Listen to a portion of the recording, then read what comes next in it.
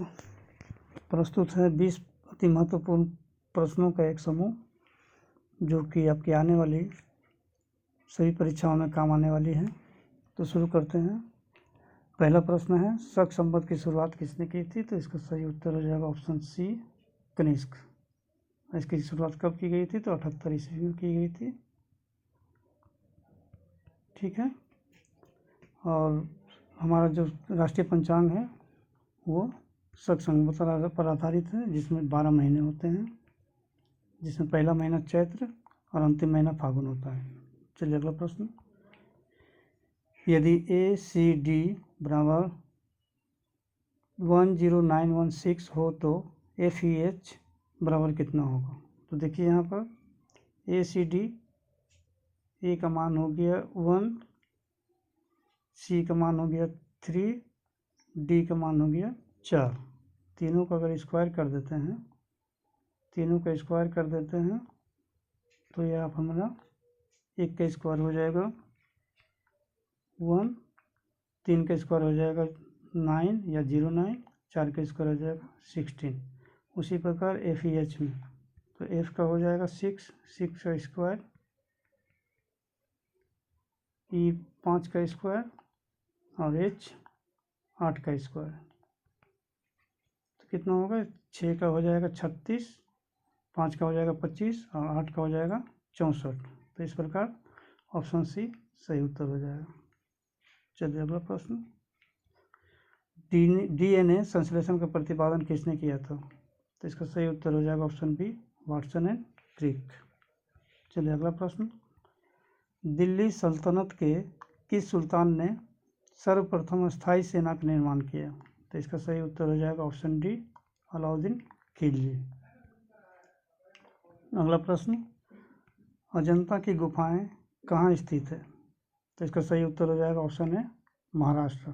और अजंता की गुफाएं में किस धर्म का मूर्ति पाया जाता है? तो वह है बौद्ध धर्म का। ठीक है। चलिए अगला प्रश्न। निम्नलिखित में से कौन सा प्राथमिक रंग नहीं है? तो इसका सही उत्तर हो जाएगा ऑप्शन बी, पीला। प्राथमिक रंग पीला नहीं है। बाकी प्राथमिक रंग कितने होते हैं? तो 3 प्राथमिक रंग होते हैं। एक है नीला, हरा और लाल। इन्हीं 3 प्राथमिक रंगों से बाकी सब रंग बनते हैं। उदाहरण के रूप में जैसे पीला, तो पीला बनता है लाल और हरा के मिश्रण से। ठीक है। चलिए अगला प्रश्न। नर्मदा नदी का अधिकांश भाग किस राज्य में बहता है?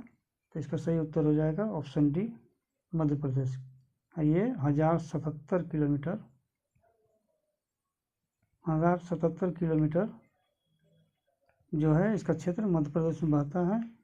मध्य प्रदेश के अलावा ये नदी कहाँ कहाँ बहती है? तो महाराष्ट्र और गुजरात में। और नर्मदा नदी का उद्गम कहाँ से हुआ है? तो अमरकंटक पहाड़ी से। चलिए अगला प्रश्न।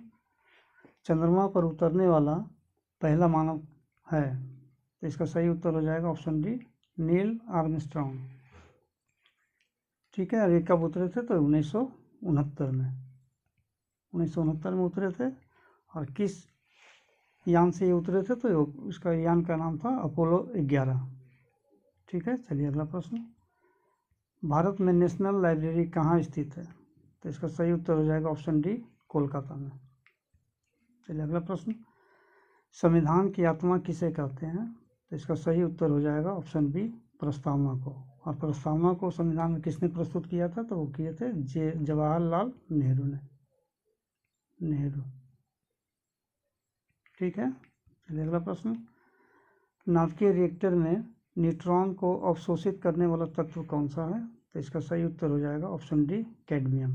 कैडमियम की छड़ से न्यूट्रॉन को धीमा किया जाता है। ठीक है। चलिए अगला प्रश्न। मानसून हवाएं हैं तो कैसी हवाएं हैं? तो ये हैं मौसमी पवन है। ये मौसमी पवन है जो सबसे पहले पश्चिमी घाट की ओर प्रवेश करती है। पश्चिमी घाट। अर्थात यह सबसे पहले केरला में प्रवेश करती है, जो कि लगभग मई के अंत या जून के प्रथम सप्ताह में इसका आगमन होता है। चलिए अगला प्रश्न। है भारत में योजना आयोग की स्थापना कब की गई थी? तो इसका सही उत्तर हो जाएगा ऑप्शन डी, 1950। और कब की गई थी? तो 15 मार्च 1950 को की गई थी। और योजना आयोग को अध्यक्ष कौन होता था? तो होता था प्रधानमंत्री। और योजना आयोग का नया नाम दिया गया है, नीति आयोग बना दिया गया है, नीति आयोग। और ये कब से बनाया गया है? तो ये बनाया गया है 1 जनवरी 2015 से, 2015। ठीक है, चलिए अगला प्रश्न। अशोक को बौद्ध धर्म की दीक्षा किसने दी थी? तो इसका सही उत्तर हो जाएगा ऑप्शन ए, उपगुप्त ने। ठीक है, चलिए अगला प्रश्न।